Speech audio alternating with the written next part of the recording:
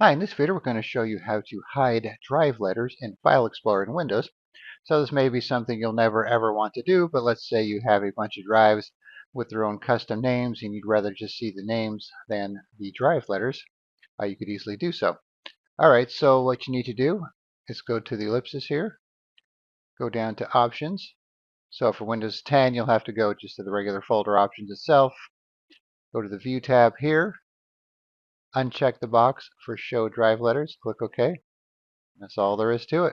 And even over here on the left, they'll be gone. And let's say you have a document open, you go to File and Save. Same thing. You just have the names and not the letters.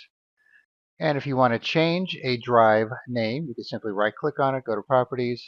Then in the box here, just type in the new name, and that'll give it the new name in File Explorer. You can do it for your Windows drive too, except you'll have to be an administrator on the PC to do so. Alright, then if you want to change it back, simply go back to the Settings or Options, View tab, check the box for Show Drive Letters, and that's all there is to it.